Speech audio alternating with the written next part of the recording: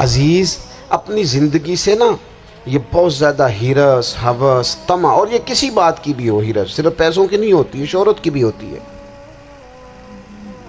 یہ بیماری انسان کو اقتدار کی بھی ہوتی ہے، تعریف کی بھی بیماری ہوتی ہے، یہ سارے نقص ہوتے ہیں لوگوں کو، اور معاذ اللہ بعض جبوں کبوں کے اندر بھی ہوتے ہیں، وہاں بھی پنپتے ہیں۔ اپنی زندگی جب تک اس سادگی میں نہیں لاؤ گے جو رسول پاک نے عطا فرمائی ہے، جب لوگ آسانیوں میں پوری طرح الجھ گئے تو پھر وہ دور ہوئے اور کفر چڑھ گیا۔ دوسری بات، اللہ کے محبوب صلی اللہ تعالی علیہ وسلم کی محبت ہم سے تقاضا کرتی ہے کہ ہم اس مشن کے لیے کام کریں جس مشن کے لیے رسول پاک نے کام فرمایا ہے۔ ہم سارے کام بڑے مضبوطی سے، سوچ سمجھ کے، تدبر سے، حکمت سے، تقاضوں کو مد نظر رکھتے ہوئے کرتے ہیں سارے کام۔ دین کے کام میں ہمارا مزاج نہیں ہوتا، او ہو جائے گا جی، آپ بسم اللہ پڑھیں جی، شروع کریں جی۔ آپ تقاضوں کو سمجھیں، چیزوں کو دبائیں نہیں، چیزوں پر غور کریں۔ کسی کے ذہن کی سطح پر سوال ابھرتا ہے، اس کا تسلی بخش جواب دیں۔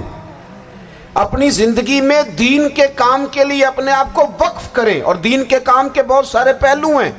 ہزاروں لوگوں کو قرآن پاک ٹھیک پڑھنا نہیں آتا، ہزارہا لوگ ہیں جو قرآن مجید کے مطالب سے آگاہ نہیں ہیں، دین کی بنیادی ضروریات سے لوگ نابلد ہیں۔ میں آپ کو کس طرح یہ بات سمجھاؤں کہ ہزاروں کی تعداد میں طلاقیں اس لیے ہوتی ہیں کہ مردوں کو طلاق کے مسئلے نہیں آتے، انہیں پتہ نہیں ہے کہ مجھے حقوق زوجین کے معاملے میں کیسے چلنا۔ ڈھیر سارے گھروں میں تباہی اس لیے ہے کہ تربیت اولاد کا دینی منہج ہمیں نہیں پتا۔ اپنا حصہ ملائیں دین کے کام میں۔ ایک آدمی کو اگر تو نمازی کرنے میں کامیاب ہو گیا، تیری زندگی بدل گئی۔ وہ دین بیزار لوگ جو ہمارے بیچ بیٹھ کے ہماری نوجوان نسل کو پگڑی اور داڑھی کا نام لے کے بنیادی طور پر دین سے دور کرتے، ایسے نوجوانوں کو دین کا پیغام محبت دے کر دین کے قریب کرنا ہماری ڈیوٹیوں کا حصہ ہے۔ ہمیں ذمہ داری کا احساس کرنا پڑے گا، ہمیں یہ خاص قدم اٹھانا پڑے گا، توجہ دینی پڑے گی۔ مساجد، مدارس، میں آپ سے عرض کروں، اتنی ڈٹ کے مخالفت ہوتی ہے نا مدرسوں کی، اتنی ڈٹ کے۔ میں ادارہ چلاتا ہوں، اس کے چلانے میں جو مشکلات ہیں وہ تو ہم بتا نہیں سکتے آپ کو، اس لیے کہ میری قوم، میرا اس قوم سے تعلق ہے جو نعت خواں امیر کرنا چاہتی ہے، مدرسے نہیں۔ ہاں، نقیب خطیب پیدا کرنا چاہتی ہے، شعر و شاعری کی زندگی کو پروان چڑھانا چاہتی ہے۔ فقط ہمارا ان لوگوں سے تعلق ہے جو لاکھوں کروڑوں روپیہ محافل پہ لگائیں گے، اور قاری صاحب بیچارے اگر مسجد کا کوئی ہونے والا کام کسی وقت بتا دیں گے تو وہ بڑی مشکل آ جائے گی ان کے لیے۔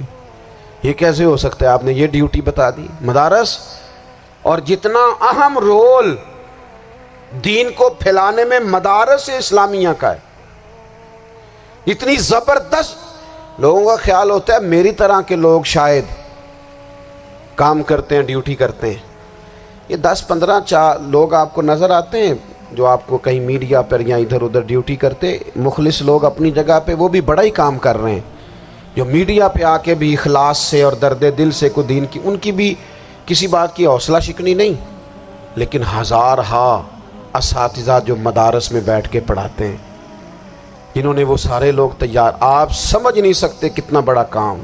حفظ کا استاد جو ہوتا ہے نا، اس کی ڈیوٹی 24 گھنٹے ہوتی ہے، فجر سے پہلے، اور اس نے بچوں کو اٹھانا۔ تنخواہ تو ہم انہیں دینا نہیں نہ چاہتے جی، تنخواہ نہیں دے دی انہوں نے، ہم بھی مولوی امیر نہ ہو جانا۔ مولوی نو تے سوٹ بھی 27ویں والی رات دے ہے تاکہ کدھر سوان کے عید والے دن پا نہ لوے، چونکہ 27ویں تو بات تے درزی پھڑتا ہی کوئی نہیں، کیوں حضرت؟ ایسے ہی ہے نا، اس وقت تو نہیں نہ لیتا۔ تو ہم چاہتے ہیں مولوی ہماری مرضی کے، ہماری طرح کا سوٹ نہ پہن لے۔